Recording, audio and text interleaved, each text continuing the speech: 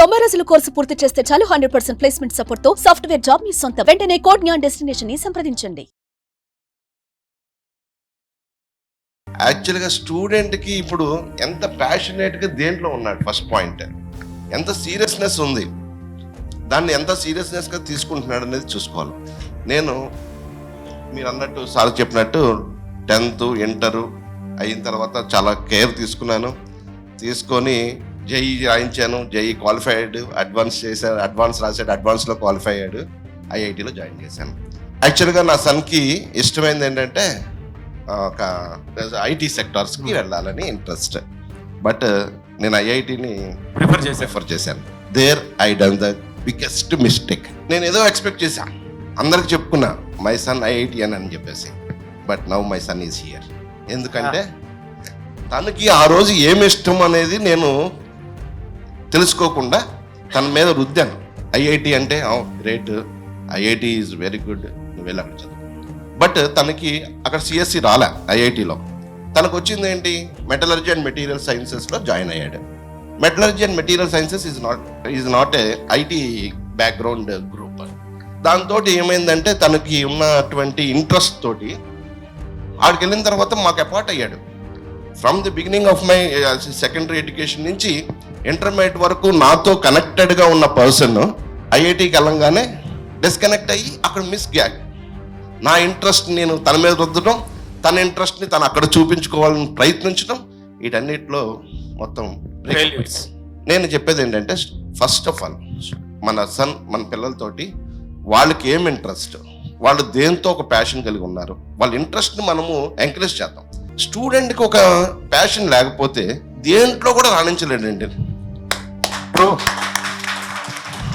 నేను చెప్పేది ఏంటంటే, ఫస్ట్ ఆఫ్ ఆల్ తనలో ఉన్నది ఏంటి, తనకు ఒక మ్యూజిషియన్ అవ్వాలనుకుంటే ఒక మంచి గిటార్ ఇచ్చి పంపించండి. ఏంటంటే ఇప్పుడు మనకి ఉండాలి అది, ఆ ఇంట్రెస్ట్ అనేది పిల్లలకు కలగాలి.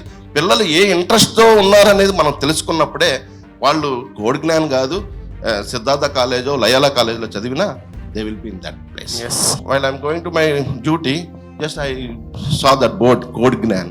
అసలు ఏంటి కోడ్ జ్ఞాన్, బయట అంబియన్స్ ఏం లేదు, నథింగ్. నాకు ఇది షాపింగ్ కాంప్లెక్స్లో ఉంది, ఇది ఏం చేస్తారు ఏంటని చెప్పేసి ఒక క్యాజువల్గా కింద సెల్ షాప్లోకి వచ్చి ఏదో సెల్ చూపించుకుందామని వచ్చినోడిని పైకి వచ్చినప్పుడు I interact with that guy.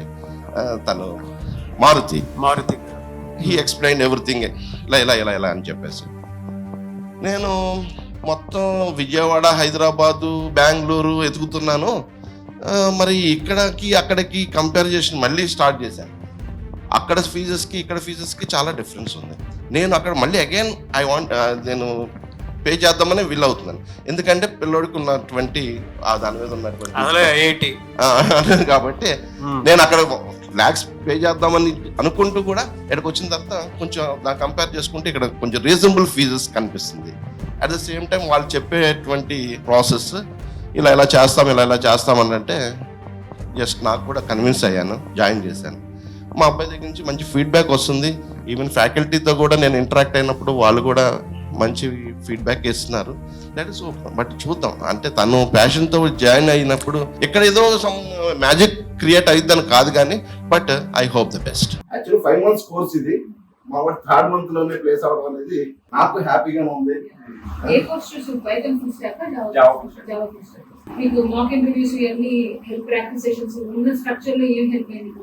Mock interviews ఎన్ని మాక్ ఇంటర్వ్యూస్ అంటే వన్ ఒక మాక్ ఇంటర్వ్యూ క్లారిటీ వచ్చేసింది. ఇంకోటి ఏంటంటే మేడం, నేను అబ్జర్వ్ చేసింది ఇక్కడ ఏదో స్టడీ ఏదో కాలేజ్ కో ఇన్స్టిట్యూట్ కో వస్తున్నట్టు ఏం లేదు. స్టెప్ స్టార్ట్ అయినప్పటి నుంచి ఇన్సైడ్ ప్రతి ఒక్కరు ఒక ఫ్రెండ్లీ రిలేషన్. వాళ్ళు స్టూడెంట్స్ తెలియదు, ఫ్యాకల్టీ తెలియదు, ఈవెన్ సార్ రిసీవింగ్ చేసుకునేదాం. పిల్లలకి ఏంటంటే ఒక కాన్ఫిడెంట్ లెవెల్స్ క్రియేట్ అవుతుంది, అక్కడి నుంచే స్టార్ట్ అవుతుంది. ఎందుకంటే జస్ట్ వాళ్ళు అంటే స్టార్టింగ్ స్టేజ్ లో ఉంటారు కదా, వాళ్ళకి లాట్ ఆఫ్ థింగ్స్ కన్ఫ్యూజన్ లో ఉంటుంటారు. ఏంటి ఎలా ఉంటుంది, మన కెరీర్ ఎలా ఉంటుంది అని జస్ట్ ఆ మాట్లాడే విధానం, వాళ్ళతో అప్రోచ్ అయ్యే ఫ్యాకల్టీ అప్రోచ్ అయ్యే విధానం బట్టి వీళ్ళకి ఏంటంటే కాన్ఫిడెంట్ లెవెల్స్ పెరుగుతాయి. అది నేను అబ్జర్వ్ చేశాను. తిని దగ్గర ఏంటంటే ఈచ్ అండ్ ఎవ్రీ పర్సన్ చాలా క్యాచీగా, చాలా పర్సనల్ గా తీసుకుంటారు. మామూలుగానే కాదు, అందరినీ అలాగే తీసుకుంటాను. నేను అది అబ్జర్వ్ చేశాను 1-2 సార్లు వచ్చినప్పుడు. అందుకనే overall I'm very happy. And I am thankful to all of you. Thank you, sir. Thank you so much.